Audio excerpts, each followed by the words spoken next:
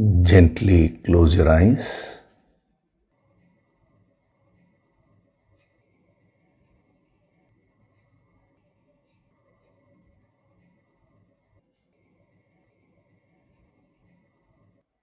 Do deep breathing.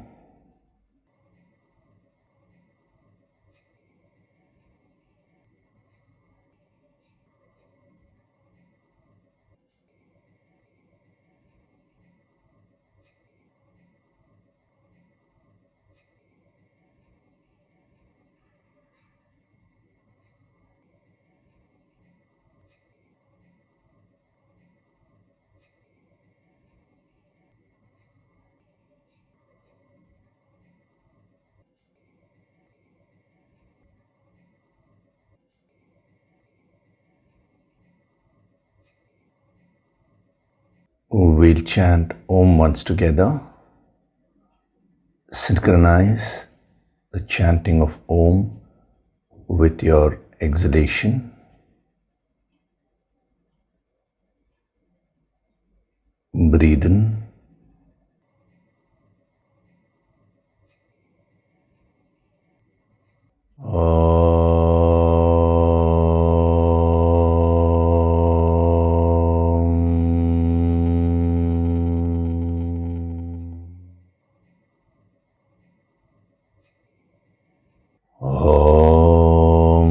Sahana vavatu, sahanau bhunaktu, sahaviryam karavavahai, tejasvinavaditamastu mavit vishavahai.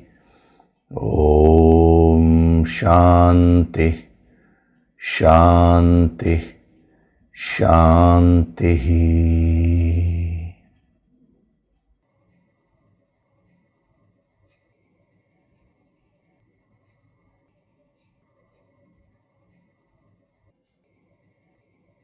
Gently open your eyes.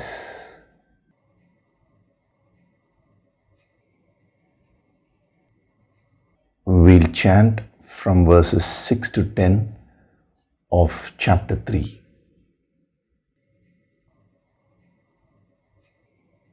Karmendriyani sanyamya, Karmendriyani sanyamya, ya aste manasa smaran, ya aste manasa smaran, indriyartan vimudhatma, indriyartan vimudhatma, mithyachara sa uchyate, mithyachara sa uchyate, yastvindriyani manasa, yastvindriyani manasa, niyamyarabhaterjuna, niyamyarabhaterjuna, karmendriyai karmayogam,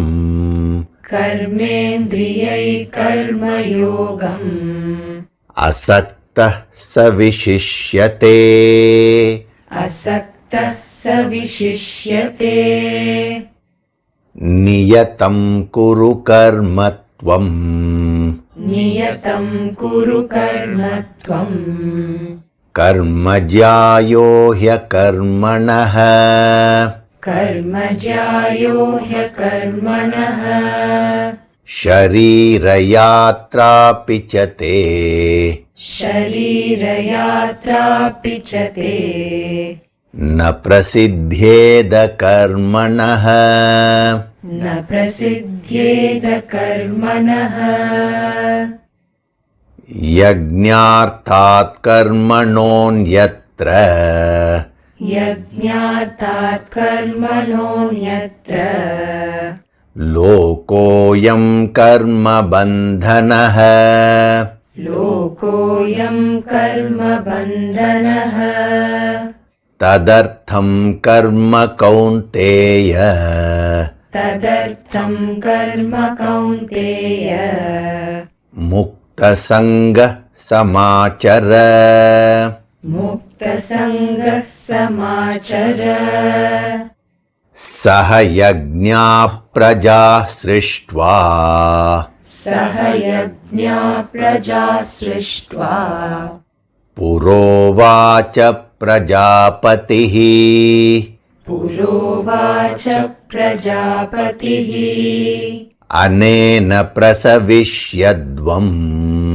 अनेन प्रसविष्यद्वम् yeshavostvishta kamadhuk. येषवोऽस्विष्टकामधुक्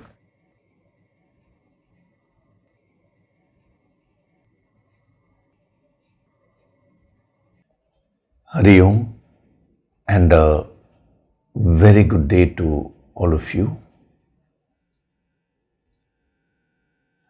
So in the last few sessions, we have been seeing the various dimensions of niyatam. Niyatam karma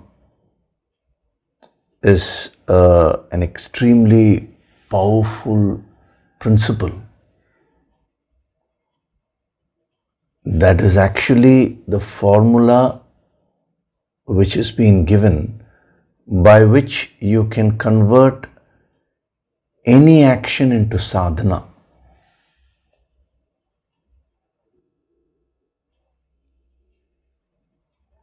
See, he has not defined the type of action here,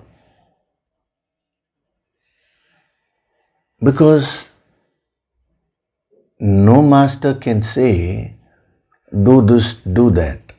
That depends upon each individual.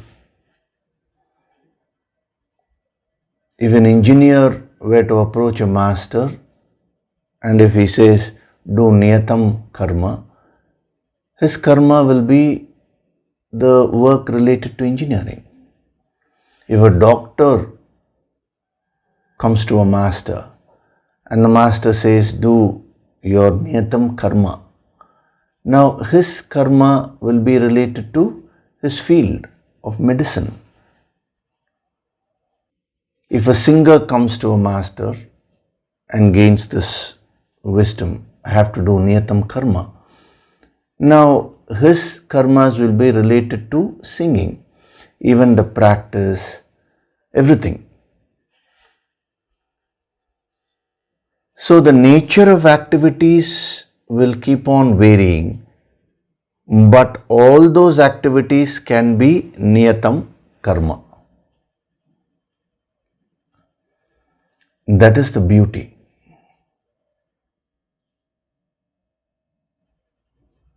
Actually, if you see this entire chapter, you will be very surprised.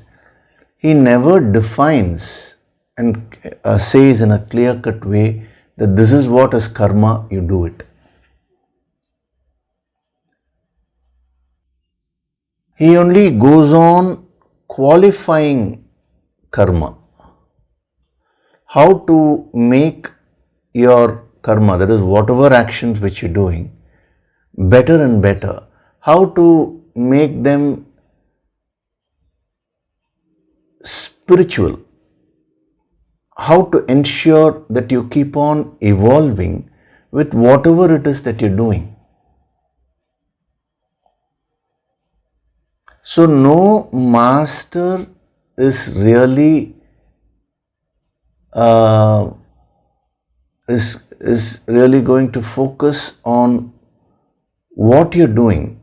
His focus is going to be on how you're doing it. Of course, how to choose the type of activities, that also he gives enough tips. Even in Niyatam itself we saw, no? What is your nature? You need to find out. He'll be expanding on that later on when he talks about Swadharma.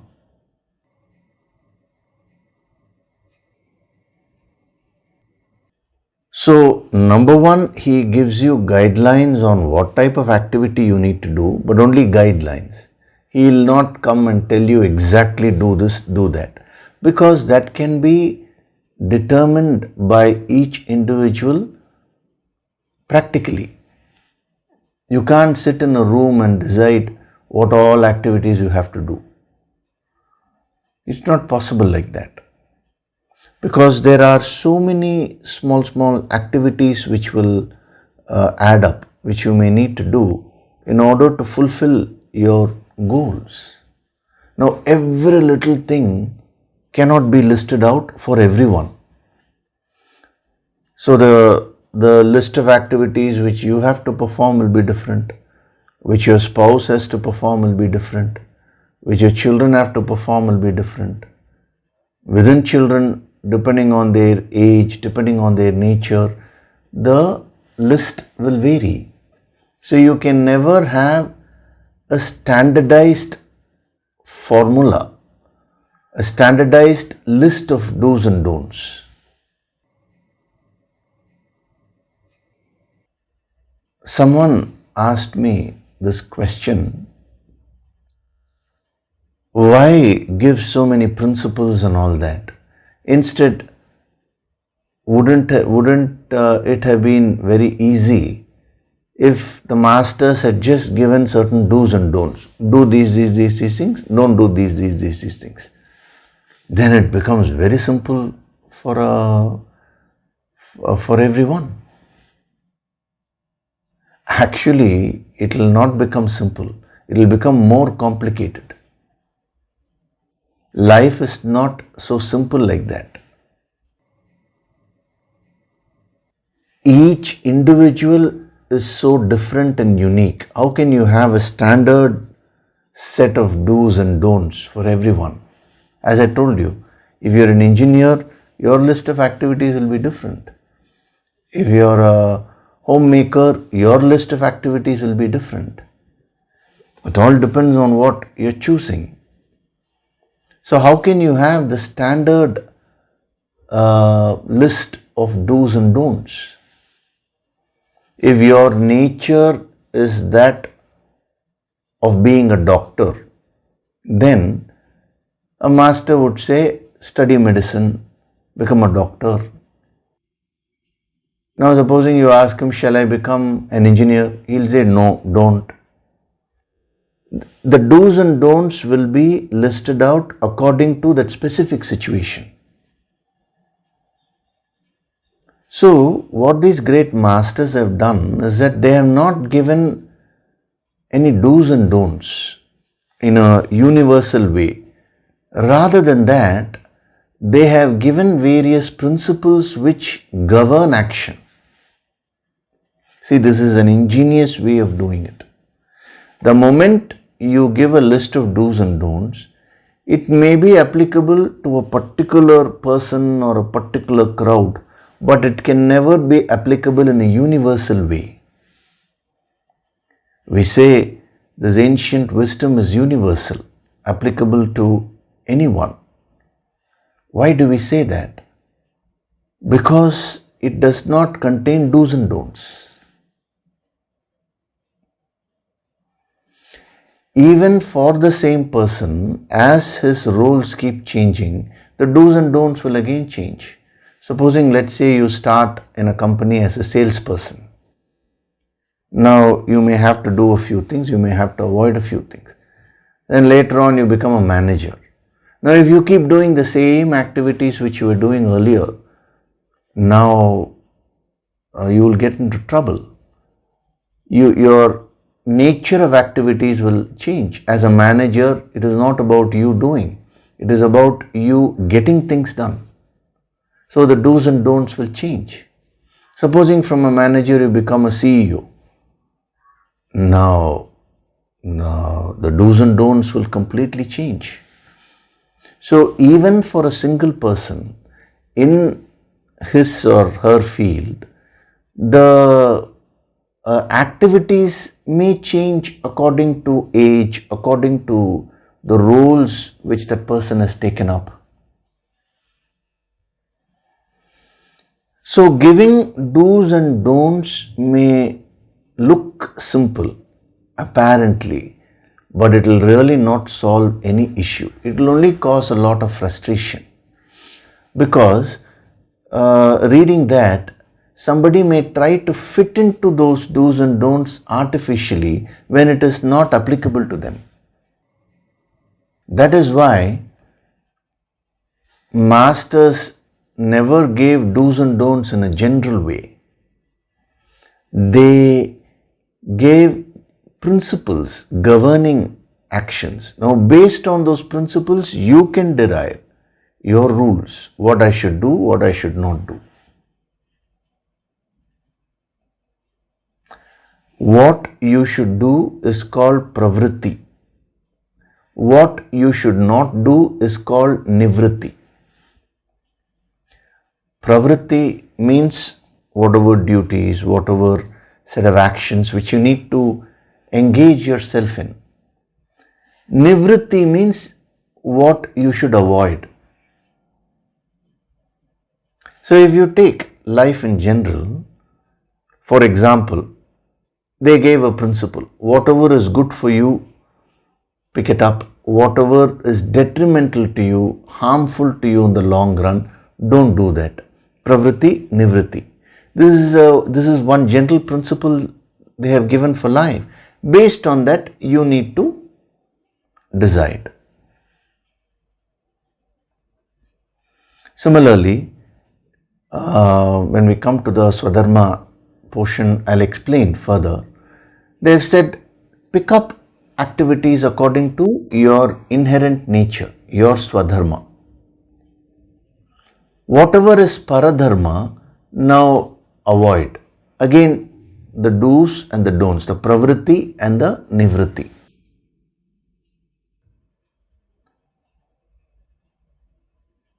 Similarly, one more principle will come later on. Don't act according to your likes and dislikes. Do whatever is productive for you. See, individually you may dislike a particular action, but that may be a part of your role, let's say in your office. Now, Swadharma broadly defines what your field is, but within that field, there may be a few activities which you may like, a few activities which you may dislike. Now, you should not confuse the Swadharma principle there and say, oh, I dislike all this, so I will not do it. Then you will get into trouble. So again, they have given a principle for that. So like this, you will find that this entire chapter is just full of principles which govern action. And it is not restricted to this chapter alone. You find the entire Bhagavad Gita, all the Upanishads, the ancient wisdom in general, they always deal with the deeper principles of life rather than the type of activities which you need to perform and which you need to avoid. So as a sadhak, you need to pick up these principles and absorb them and use the right principles in the right place. That is very important. So niyatam karma. Niyatam is qualifying karma.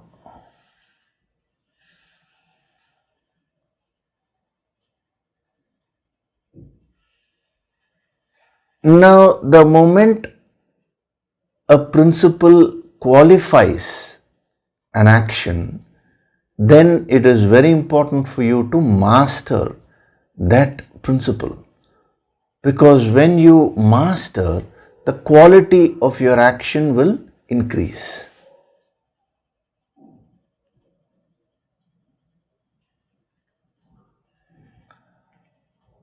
We are all the time wanting an immediate solution. So we expect the master to do everything for us. We don't want to decide. We don't want to choose. This is all inherent tamas. But choosing, deciding, These are all wonderful powers or qualities which as a human being you have been bestowed with. Instead of using them properly, you are trying to avoid them and you just want very simple list, a list, I should do this, I should not do this. So the answer to that question which that person has asked, why is he complicating? He is not complicating. This is how life is. See, first of all, you have to understand the realities of life.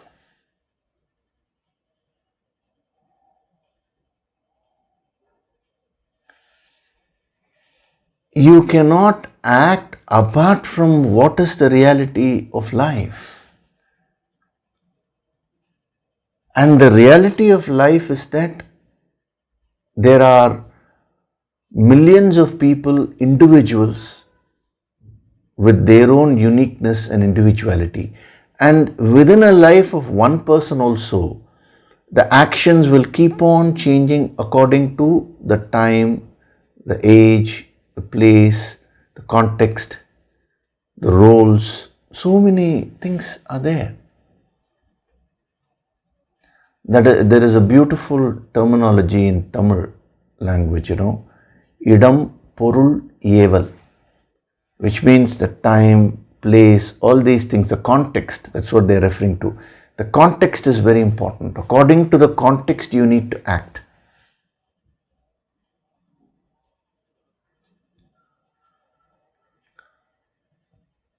So, if you are expecting very, very simplified instructions as to what I should do, what I should not do, you will never get it.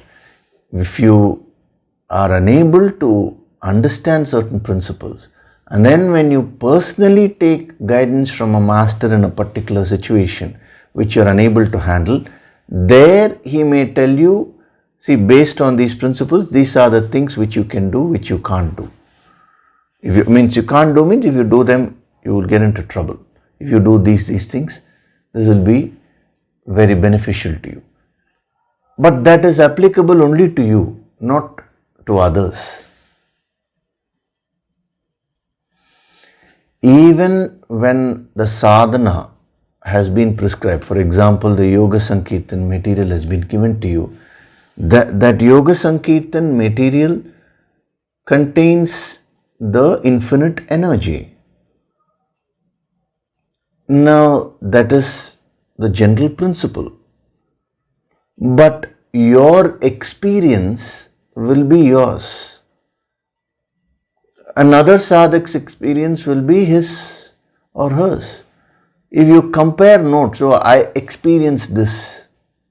What did you experience? That person will say, I experienced something else. No, you will get totally confused. So if you notice, I've always said, don't bother about what is happening during the Yoga Sankirtan. Whatever it is, just focus on the deep breathing and release everything which you have stored.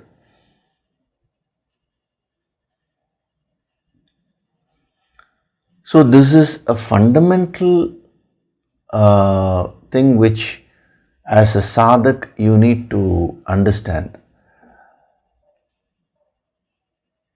See, you should learn all the principles. When you're learning the principles, don't compromise.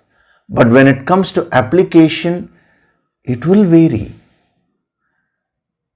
If you're in India and if you want to follow this, you may do it in one way. Supposing you're in America, now the weather is different, the laws are different. So you may have to follow it in a slightly different way. That is, the application has to be modified a little bit.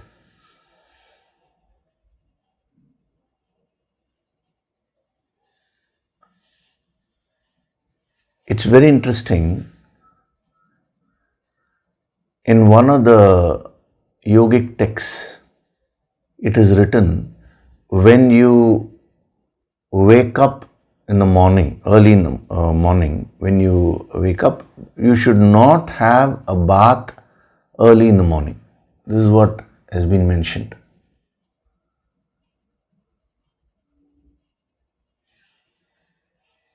Now, the not have a bath means cold water bath.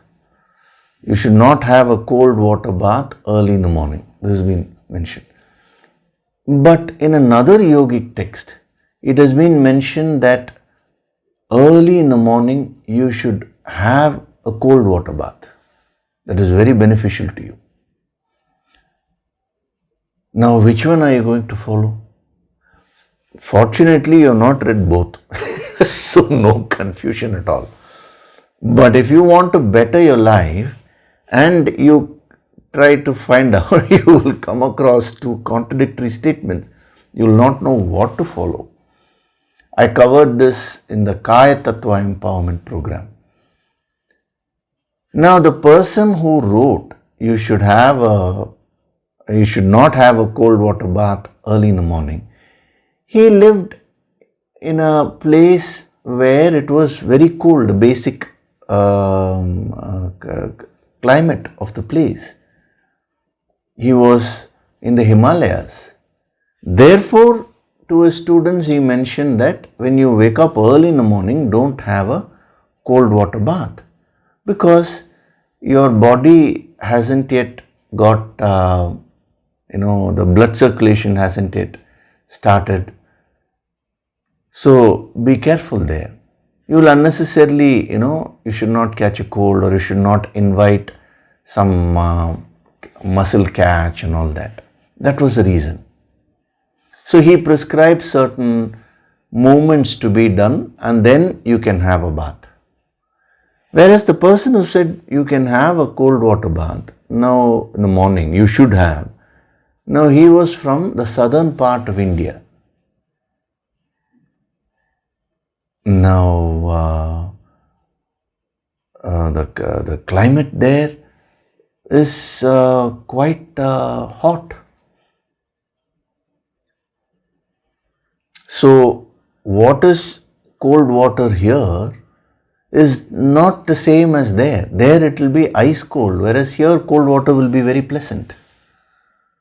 So he suggested that. Now, much later, when it was, whatever notes the students had written, they published that. And that's how the yogic texts are known. Now, but they have not really got the point. It was given in that particular context as something which has to be done, or something which has to be avoided. But what is the principle behind it? The principle behind it is you should have a bath early in the morning. That is there. Then only the question of cold water or warm water, all these things come. And second thing is, according to the situation, according to the climate, the weather, your body condition and all that, you have to decide. You can't have a standard rule for this.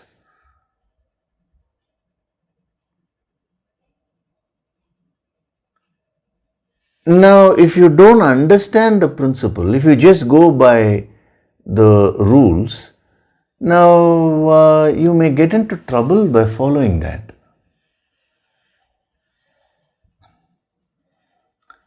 That is, if it is not in the context of your situation. So come out of this tamas, that is not wanting to think, not wanting to absorb the deeper principles of life. If you don't absorb the higher principles of life, you will never develop depth in perception. You will never approach life in a deep way. Rather, you will live your life in a very shallow way. So the yogic approach requires you to put in a lot of effort to understand the higher principles of life. And then you need to see your context.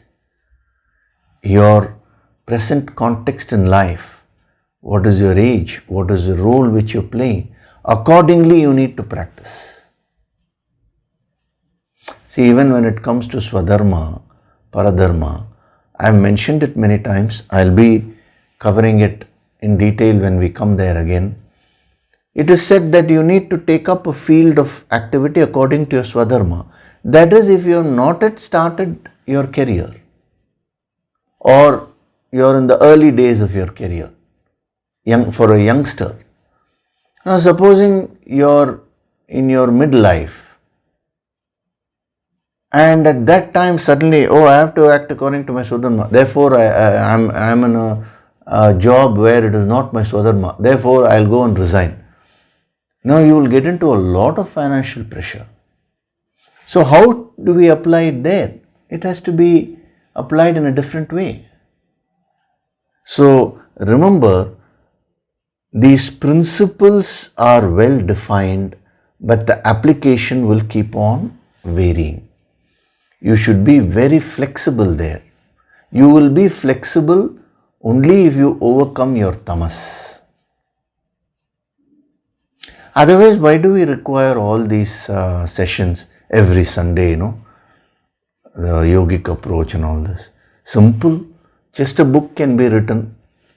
One half can be what all you should do, one half what all you should don't do. And that book will be very small. Whatever the personal opinion of that particular master is, you can just simply write down and go. That is not going to help. Rather, that will cause a lot of issues. It can harm a person more than doing good. That is why they never do that. It is very clear in the context of Arjuna's life that he has to act now. He has to fight. But in spite of that, Krishna is not directly telling him fight. After a while, here and there, he does say that. That is because the context of Arjuna has been well defined. As a warrior, he has a duty.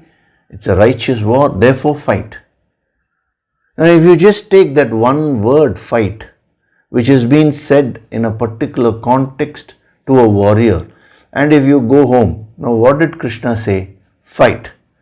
I have already been fighting. A lot of fights have been going on in the family. Now let me intensify that. If you do that, everything will go.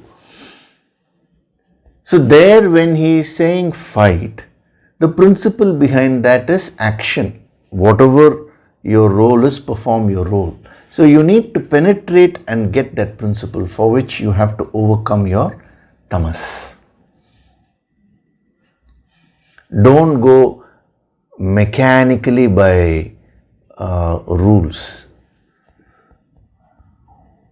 See, even when you're bringing up a baby, that is the parents, what is effective parenting?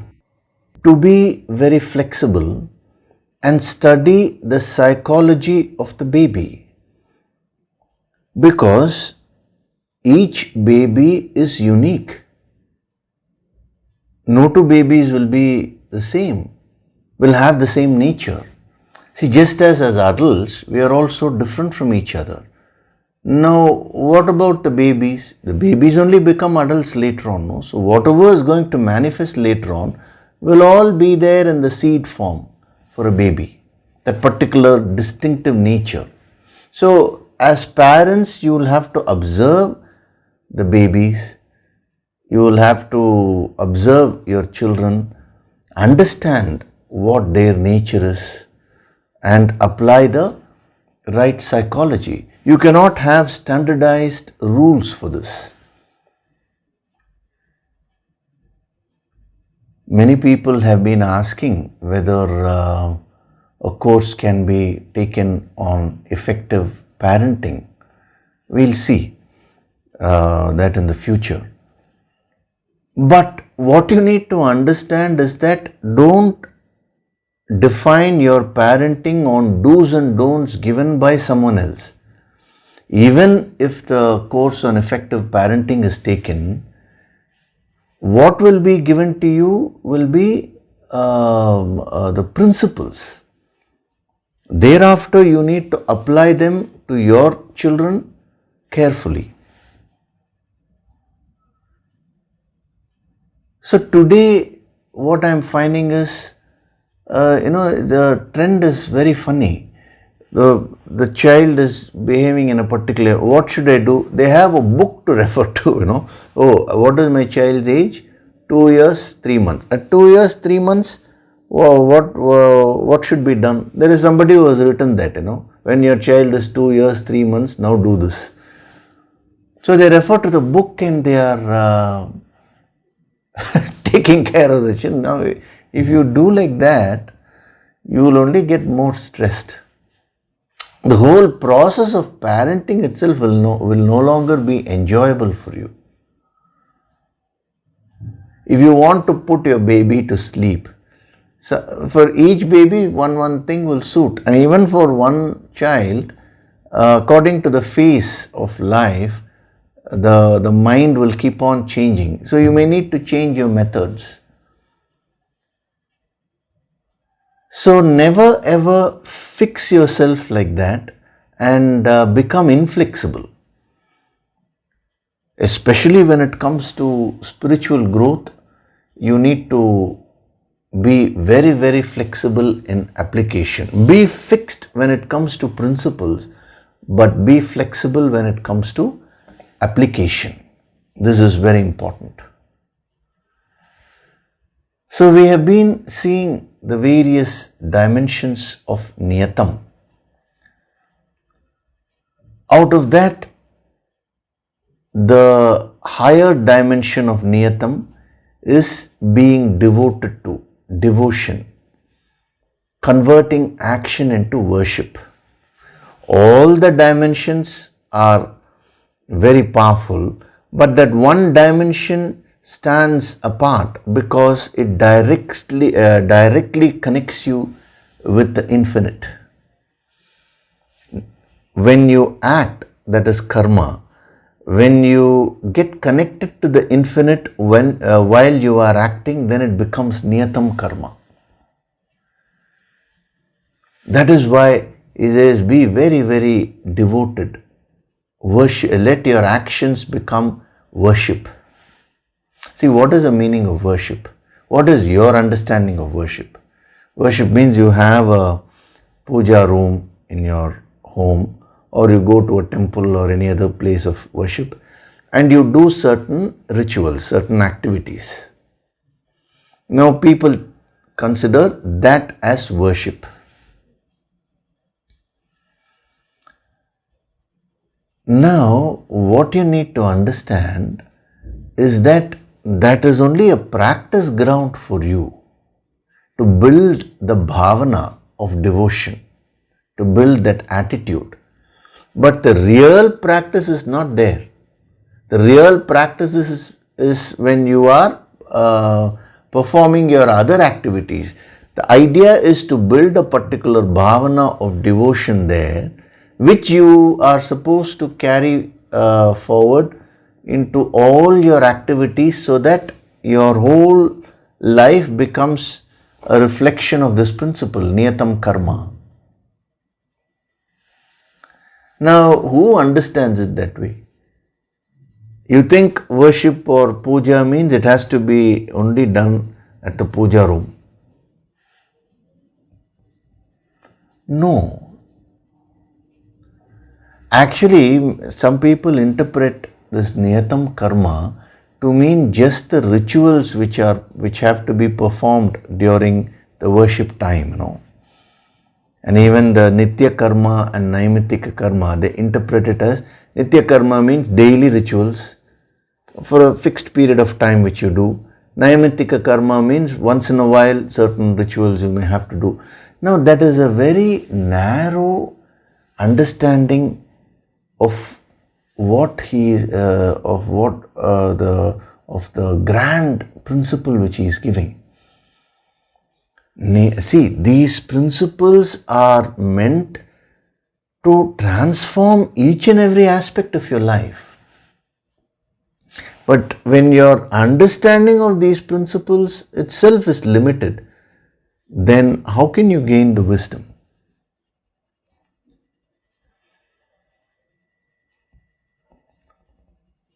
So, worship means every activity which you are doing today should be converted into a puja. That is, it should become sacred. See, whatever talents you have, that is what you're going to use to perform your actions. Now, that talent has been given to you by the infinite. It is God given. Now, when you recognize that, the manifestation of your talents into action is a very divine act which is going on. See, when you bring in your ego, that is when that gets polluted. Otherwise, if you see the system, it is a very divine activity, like a flower blooming or a bird singing, or you take the entire nature.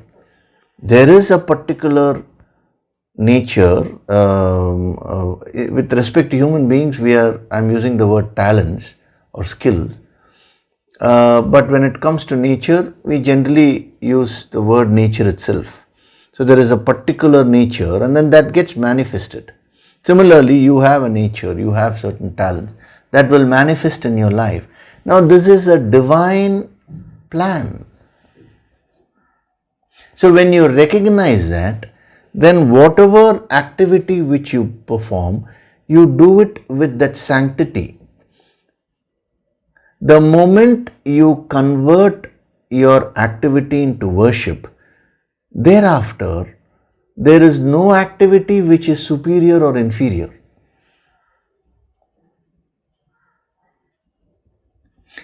Everything which you do needs to be done with full attention, with utmost care, because it is a manifestation of the nature which has come from the infinite.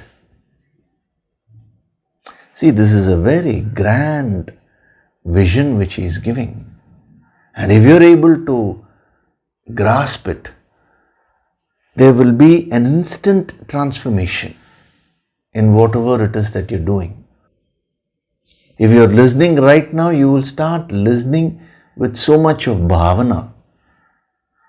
And you will not stop with that. After that, you will sit and you will whatever points you write down and you put it there in the whatever that YouTube, that section, you put it. You will do it with a lot of bhavana. And then when you go to the next activity, again, it's a sacred activity. Whatever roles you need to perform in life will be done with utmost sanctity. If you're a mother and if you're taking care of your child, you will do it with so much of bhakti, devotion. You will never get tired mentally. If you don't have that bhavana, then within 1 hour or half an hour, you will get tired. Oh, you will just want to relax. As I've told you, the physical rest is fine. But why is it that you're getting mentally tired? Because the activity which you're doing is a strain for you. The moment you practice this dimension of niyatam, now your activities will no longer cause strain to you. Rather, you will start loving your activities. You will start enjoying your activities so much. There will be so much of passion in whatever you're doing. It's very interesting. When it comes to karma yoga, he says, convert your action into worship. When it comes to Bhakti Yoga, he says, convert your emotions, your relationships into worship. When we come there, we'll see. Consider everyone as manifestations of that infinite, he says. And when it comes to Jnana Yoga, again he says, convert all your thoughts into worship. So, having this bhavana of worship is the same.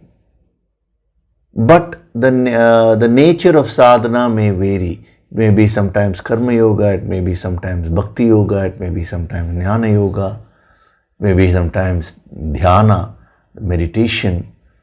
But what is common to all this is the bhavana, niyatam. So even though here he is talking about a specific application to karma, I am also giving you the root principle of this. So start practicing to your capacity. At least whatever the main activities which you're doing, do it with your full heart.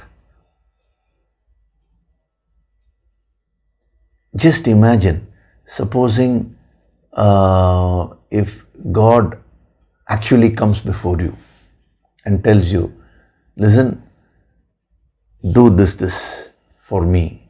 Now, how will you start doing that? There will be so much of excitement. No need to take a particular seminar on now how to act with enthusiasm and all that. The moment you get that bhavana, immediately the rest will follow automatically.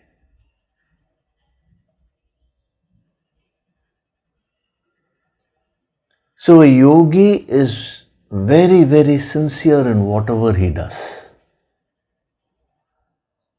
If, let us say, he is teaching something to the students, he will teach it very sincerely. The students may be sincere, may not be sincere, but a guru, if he is a true guru, if he is a true yogi, will be sincere to the core.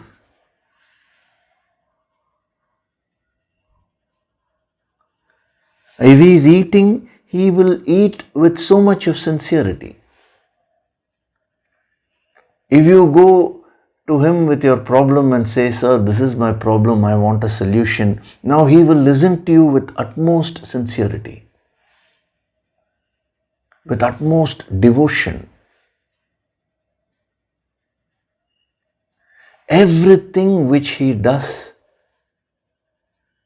is a practice of niyatam. So go on practicing this till it becomes a part of your nature. When you keep practicing this, a time would come where the action of breathing itself will become very sacred to you. You will start breathing with devotion, because breath, the process of inhalation and exhalation, is the greatest gift given by God. If that is not there, your life itself is not going to be there. So your breathing will start getting refined. That is a very advanced stage. So, niyatam kuru karmatvam, perform your obligatory action. So, in this part of the line, you see the karma has not been defined, but he has qualified it by using the word niyatam. Now, in the next line, he says, karma jyayohi akarmanaha. He means indeed. He is very sure. Indeed, jayaha means superior. Karma, action, is superior to akarman, inaction. Akarmanaha means the opposite of karma. In Sanskritam language, many a times when a is put before a word, it becomes the opposite word. Like shokaha means sorrow, ashokaha means no sorrow. Now that is why the garden where Sita was staying in Lanka when she was a captive of Ravana was called Ashokavana, a garden vana where there was no sorrow. Isn't that a contradiction? Because Sita was separated from Rama. She herself was in a sorrowful state. But what gave her that happiness? She refused to indulge with Ravana. Rather, she did the tapas. She knew Rama would come for her. That was a deep understanding which they had between each other. It was a very divine relationship. So with all the confidence she waited there and she was chanting the mantra Rama. See, the mantra Rama need not be related to the personality Lord Rama. Incidentally, Lord Rama was an avatar, but the word, that is the mantra Ramaha, existed even before Lord Rama was born. Just as you have Om, Ramaha is a very beautiful mantra, very powerful mantra. So she kept on chanting, and that is why the very garden became Ashokavana. So Shoka means sorrow, Ashoka means no sorrow. Similarly, karma means action, akarma means inaction. So in the second line, he says, action is superior to inaction.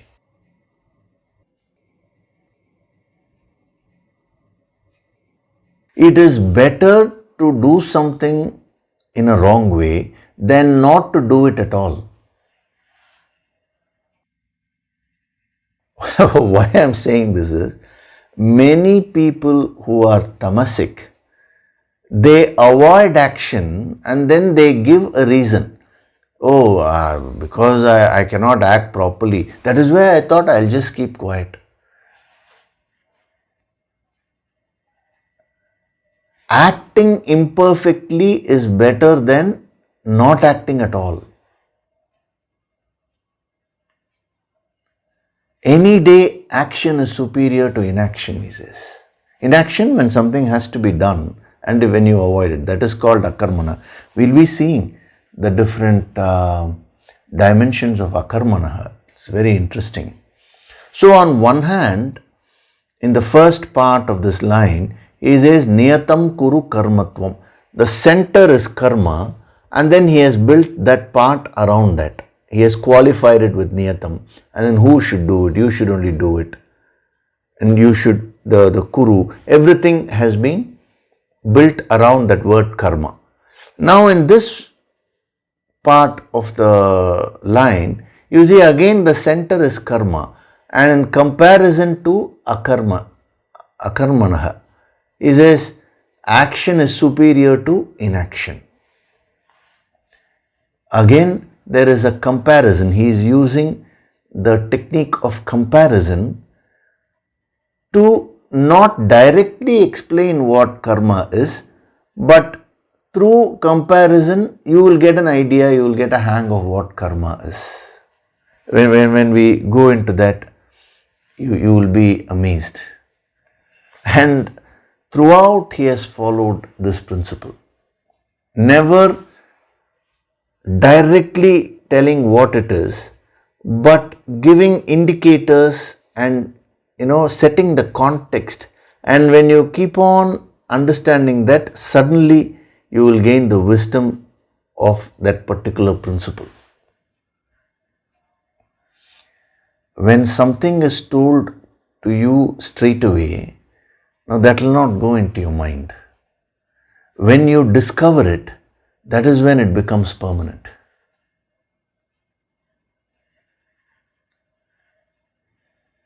Even all these principles, when they are given to you, it really means nothing. When you do the reflection and absorb the energy of it, and you understand it from within, when that spark comes, that is when you will be able to practice it. A master's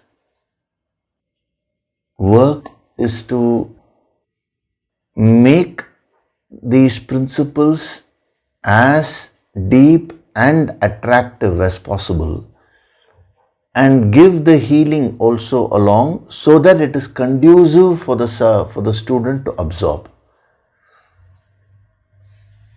But thereafter, it is up to each student how much you want to rise with this. It depends on you only.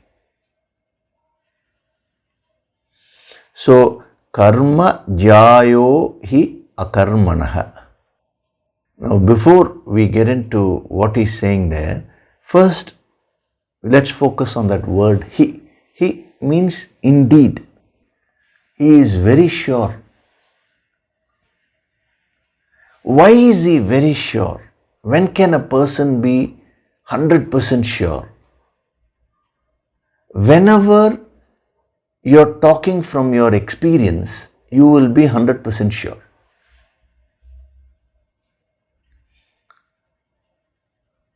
When you're talking from hearsay, it will look as if you are 100% sure, but if you are asked 3-4 times, you will start backing off from your stance. Many a times it's interesting, some people come and say, this is what it is. Are you sure? Yeah, they'll say. That pause itself shows that they are not sure. 100%, you're sure, is it? I think so, then they say. See, slowly they'll back out from the stance. Why? Because you don't base your life on your experience. You base your life on hearsay.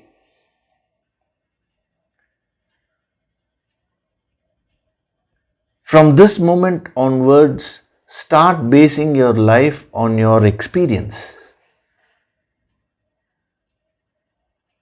Then you will be sure about whatever you're saying, whatever you're doing. It will be crystal clear for you. So when Krishna gives this ancient wisdom to Arjuna, he is living it first. Therefore, he is 100% sure about whatever he is giving.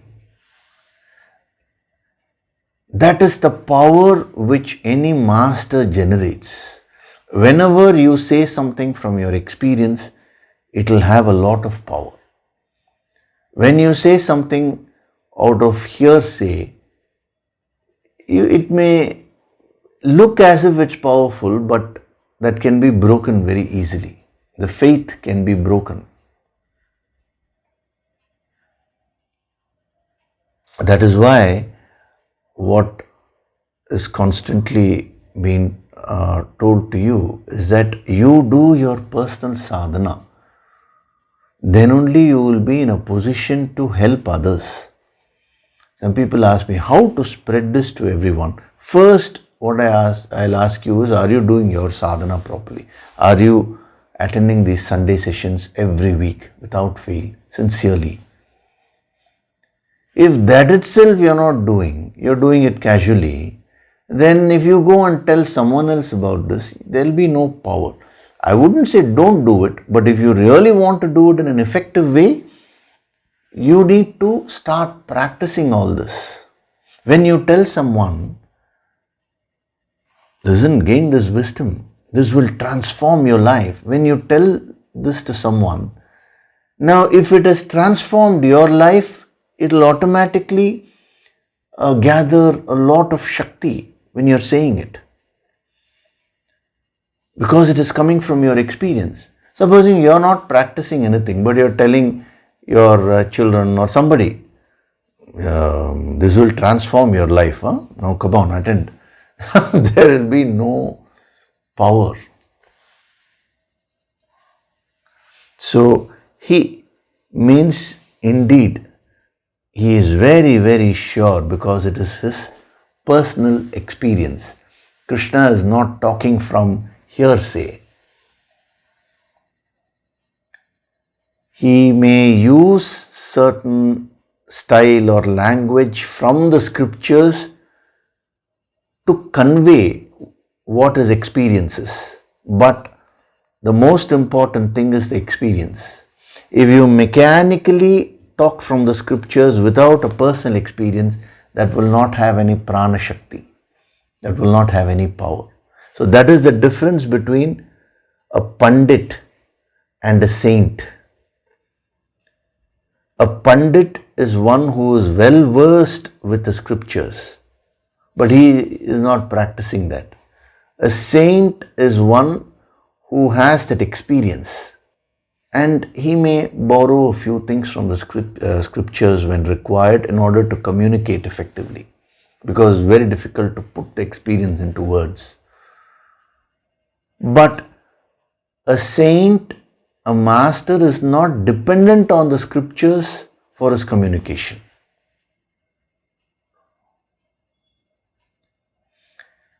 If you go and ask a pandit, why, okay, supposing a pandit tells you do this, and if you ask him, why should I do this? Now, beyond a point, he will not be able to answer that. Maximum he'll come to is because it is given in the scriptures, therefore you need to follow it. Whereas if you go to a master and he gives you some principle, he's asking you to follow that. You ask him, why should I follow that? It's given in the Bhagavad Gita, it's given by Lord Krishna himself, all that he'll say. Still, why should I follow it? Because I'm telling you this will work. How do you know? I'm the example. I've done this. I know this will work. That conviction will be there. See, when Swami Vivekananda, when he was a young boy, he was seeking God. He never believed in God, but even though he never believed, actually he was seeking. That kind of, see, he said I was an atheist and later on I became a seeker and all that, but actually he was not an atheist. See, an atheist is one who conceives God and then he rejects. There is no more seeking. He doesn't find out and all that. Atheism is also a belief only, belief in no God. Theism is belief in God. Both of them have no experience. A seeker is one who seeks. Actually, Vivekananda was seeking. So he used to go to many scholars, pandits, who were well versed in the scriptures and all that. And they used to talk about God and all. So after that, he used to personally meet them and ask everyone this one question. Have you seen God? And he never got an emphatic answer. So he never felt the urge to take guidance from that person. He knew, oh, he was talking from books, but not from his personal experience. Now, when he met Ramakrishna Paramahamsa, who was a realized soul, now when he met him, he asked him directly, same question, have you seen God? To which Ramakrishna told him, yes, I see God all the time. And I see God more clearly than how you are seeing me right now. Now, Vivekananda's name was Narendra at that time. He was stunned because he had never met a person who emphatically said, I have seen. Seen here means experienced. And that young boy Narendra was just drawn towards Ramakrishna, not because of his knowledge, not because of his intelligence and all that, but mere conviction. that surety with which he spoke, those words had so much of power. So Narendra asked him, so what should I do to see God, to experience God? To which Ramakrishna Paramahamsa said, everyone weeps for so many things. You are shedding a jug full of tears that you have lost wealth, you don't have a job, you don't have this, you don't have that. Have you ever shed at least one drop of tears that you have not seen God? So you are not seeking really. Verily, he who seeks God shall find God. This is what he said. And Narendra sat. It was not a formal decision. Now he is my guru and I am his student, nothing. See, when the connection happens at a deeper level, it is an automatic process.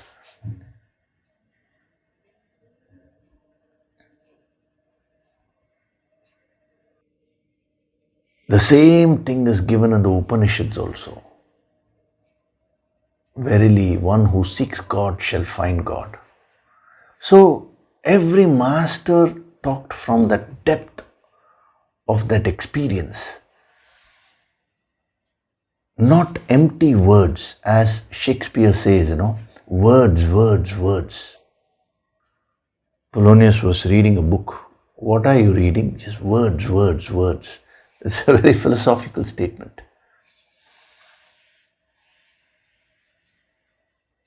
So all these will become mere words if you have an intellectual approach and stop with that.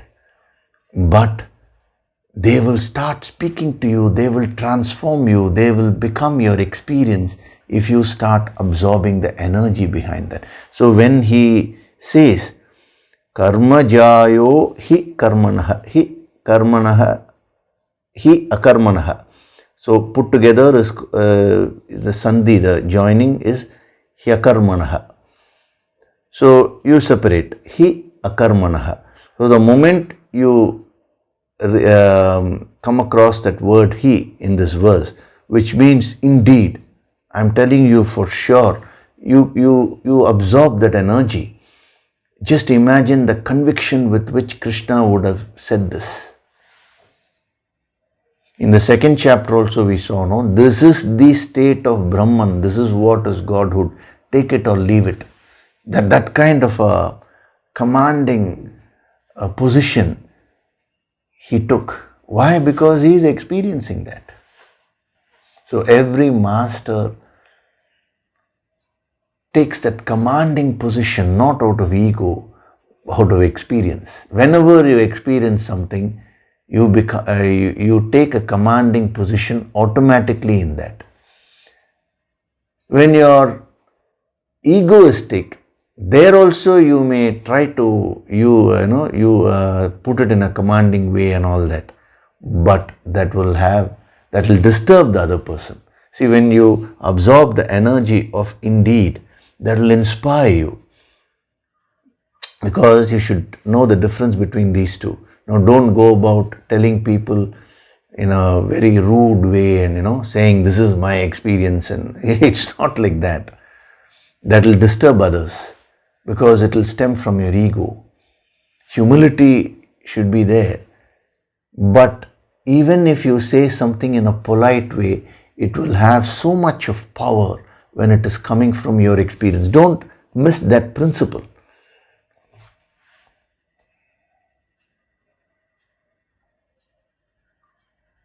Ramatita, when he used to address the audience, whenever some discourse was organized, this is how he used to start. My own self in the form of ladies and gentlemen.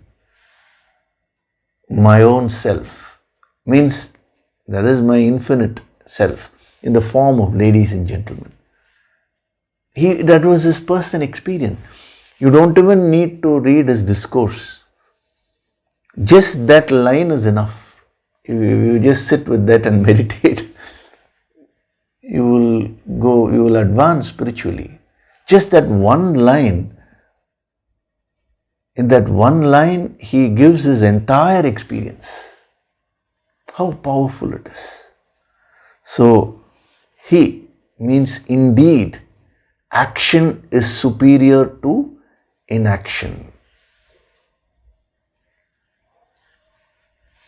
Now, it's very interesting, karma versus akarma. Now, the word akarma actually means several things. It not only means inaction, it means so many things. Actually, akarman represents the principle of tamas. And tamas manifests at different levels in different ways. Sometimes you may be acting, but the tamas may manifest in a different way. So we will have to study the different dimensions of akarman, and according to that, the meaning of karma will vary. That's what I told you. He is not fixed the meaning of karma. Rather, he is supporting it and qualifying it with so many things, and accordingly the color or the quality of the karma, the action, will keep on changing. So we will see that in the next session. It will be very interesting. As of now, when you take akarman to be inaction, then karma becomes action. Action is superior to inaction. Now, what more is there?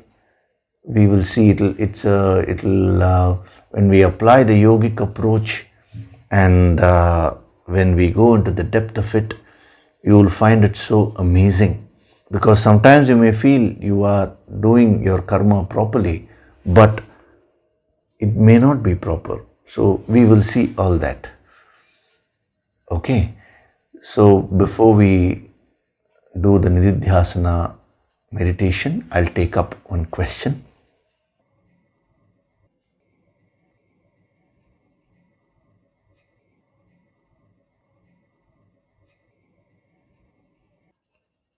This question has been asked by Matangi Venkatraman from US. She's put it in the YouTube section.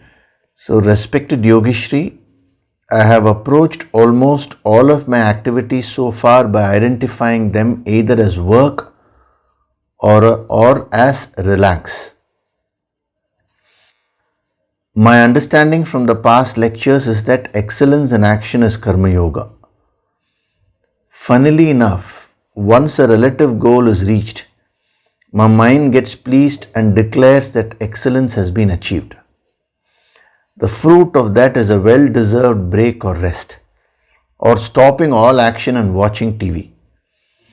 And after a while, I realize that I have slipped. Again, I put in a lot of effort and get back to the same place only to fall back down again. How to get out of this? How should I understand work and rest? How does excellence get defined? How can I find rest in work? Help me reframe my mind and correct this. I think this is one main cause for my lack of consistency in many areas of life. I eagerly look forward to your valuable guidance, sir. Respectfully, Matangi. Now, actually, you're not asked one question. There are many questions which you've asked in this. So, as we go along, many points will be covered and you will keep getting answers to all the questions which you asked. But I will cover a few basic things here. The first thing is, what you have written is, based on the past lectures, I understand that karma yoga is excellence in action. Now, excellence in action is a part of karma yoga. You cannot define karma yoga as excellence in action. Please understand there is a difference.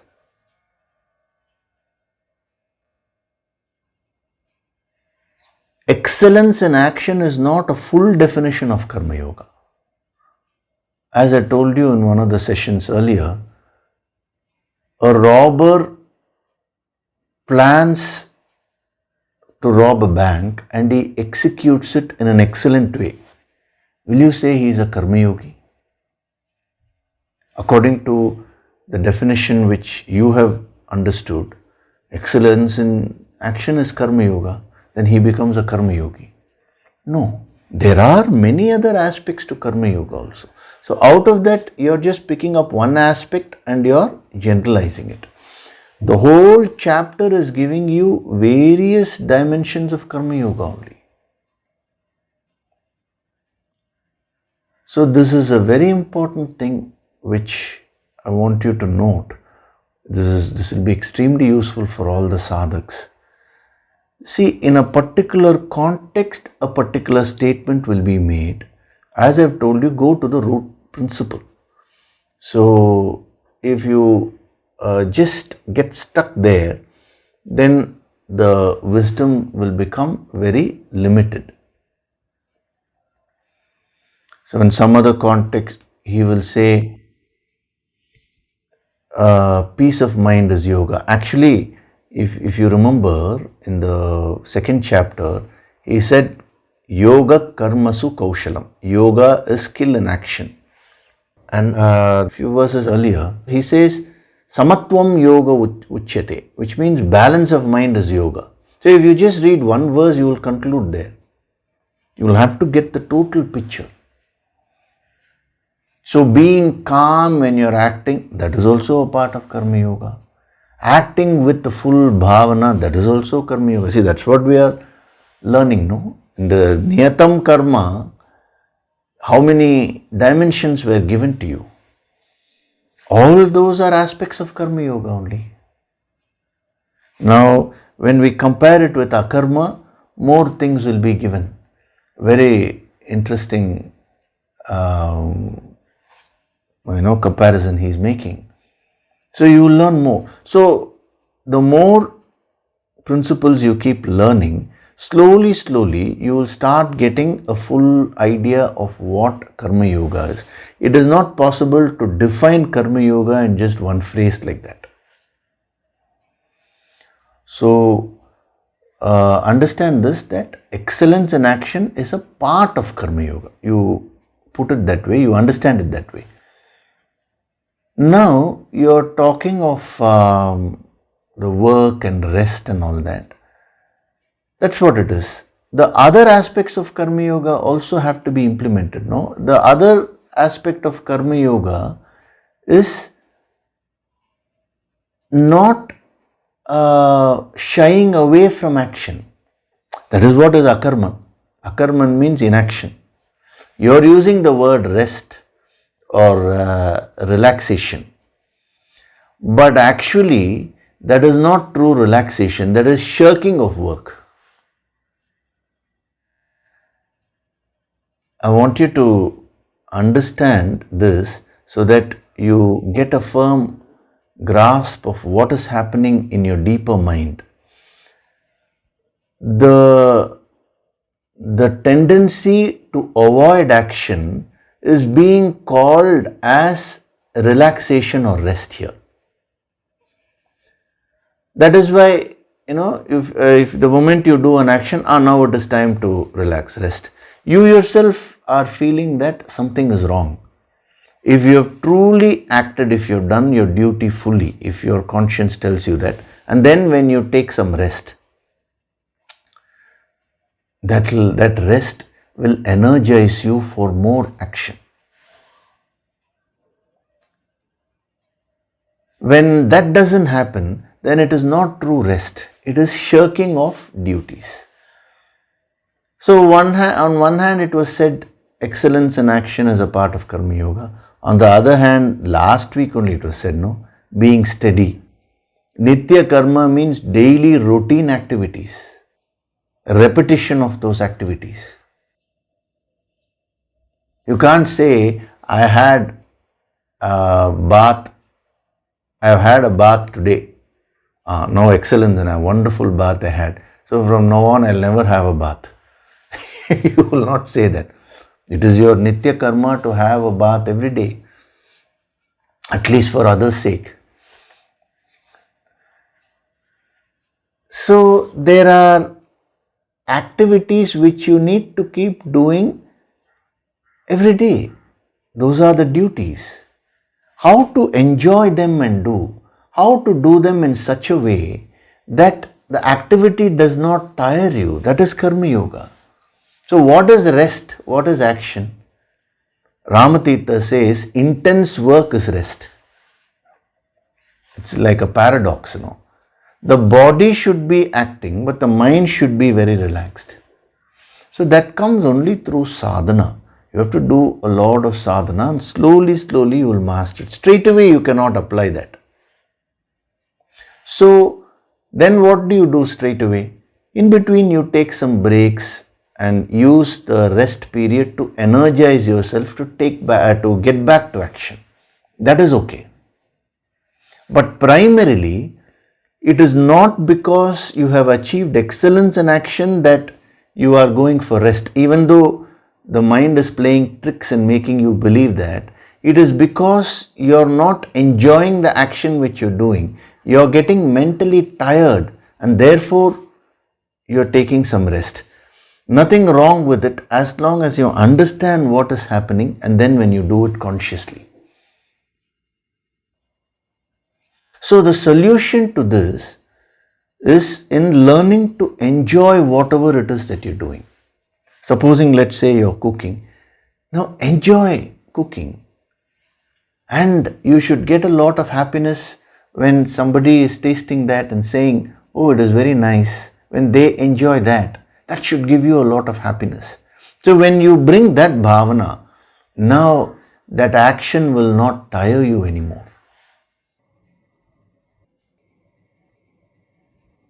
So ask yourself these fundamental questions. Am I enjoying my activities?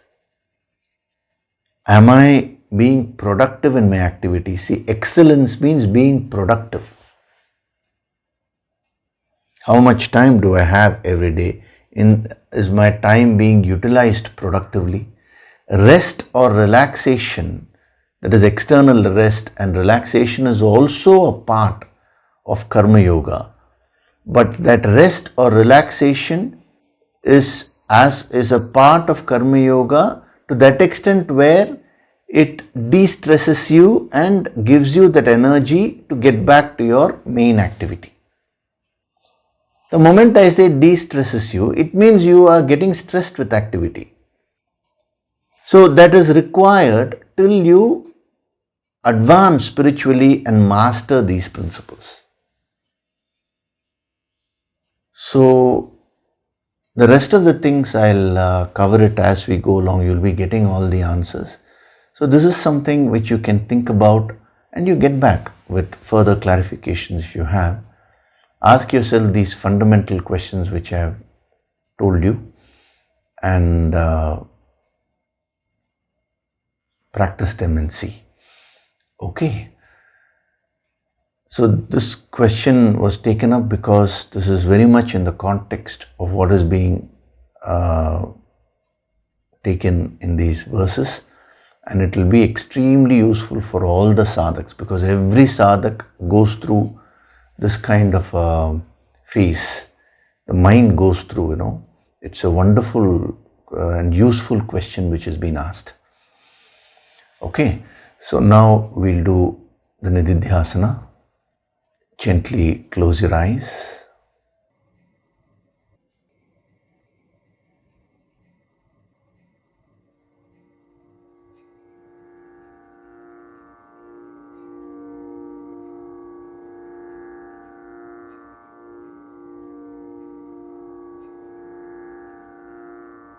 Do deep breathing.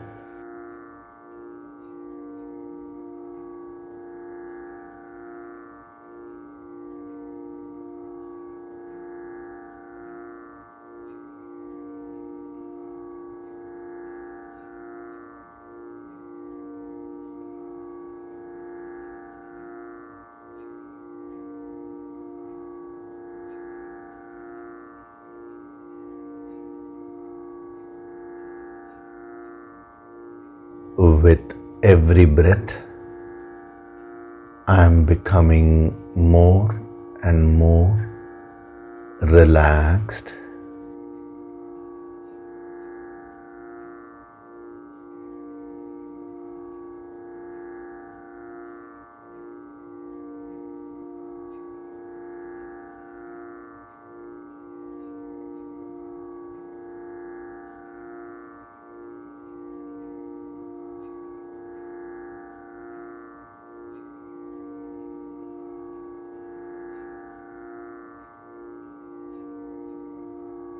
Feel the divine vibrations.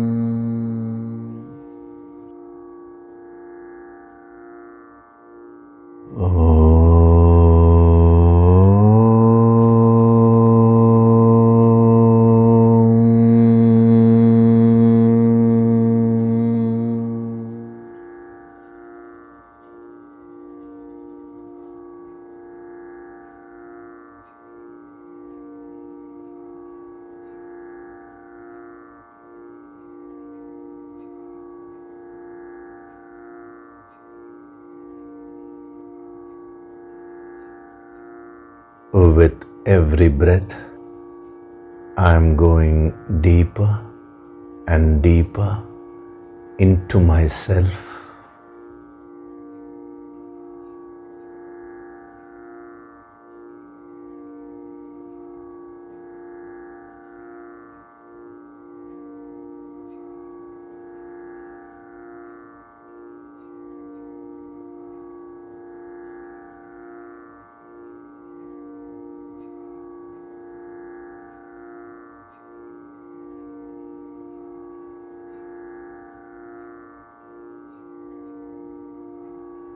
Beyond this physical body,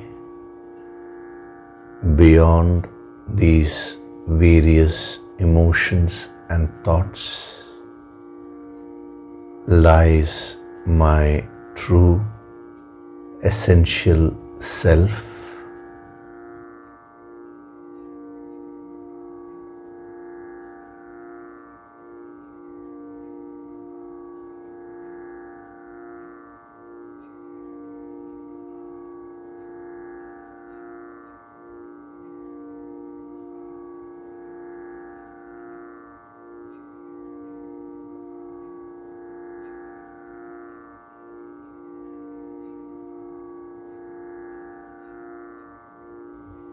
My true essential self is supreme and infinite.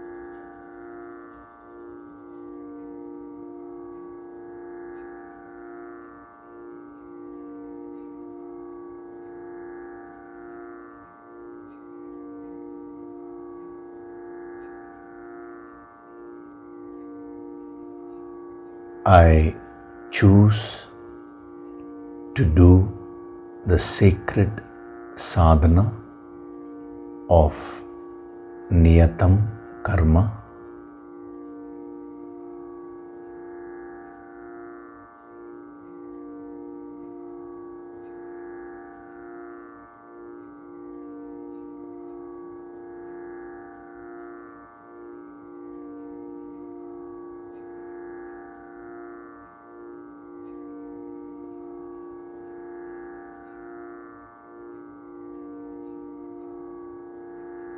I am Swayam Prakashit, self-illuminating.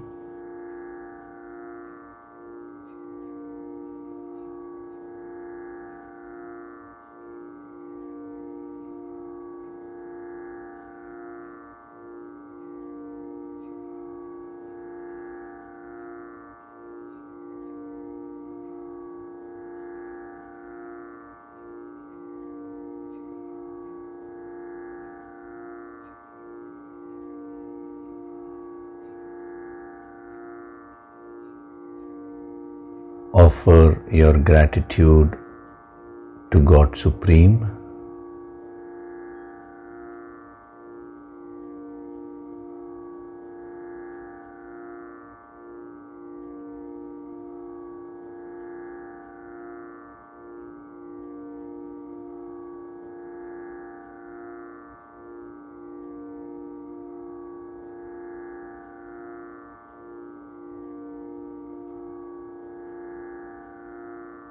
Offer your gratitude to your Guru and all the holy masters.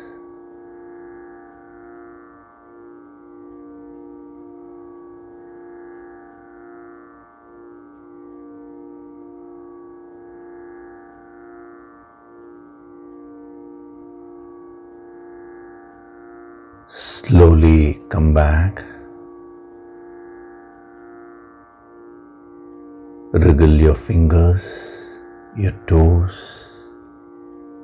Rub your palms together to create a warmth.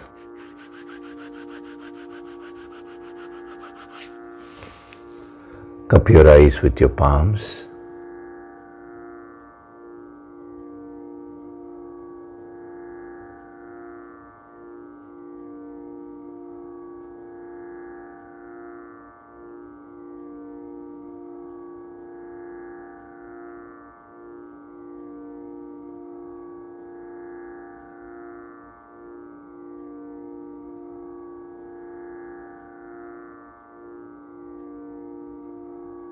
Gently rub your eyes, cheeks, forehead, top of the head, back of the head and neck. Slowly open your eyes.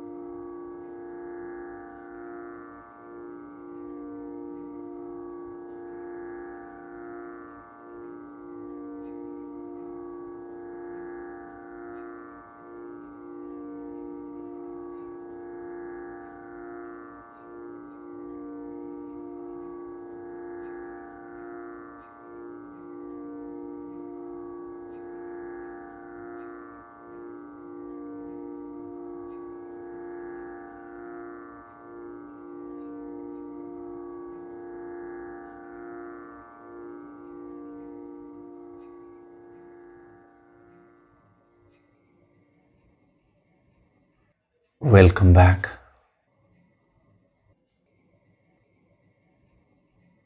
So we had another powerful session.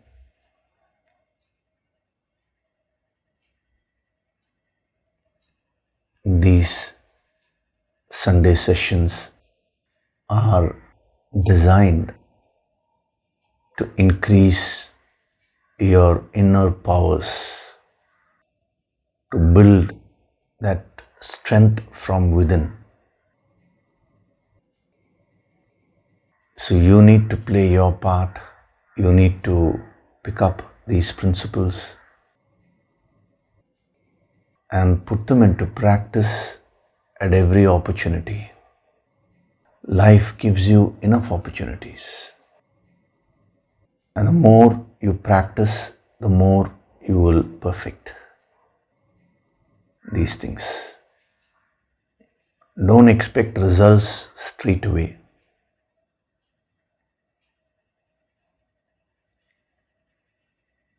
That itself is an aspect of Karma Yoga. We'll be seeing that later.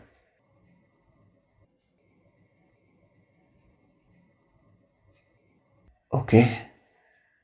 So do your niyatam karma.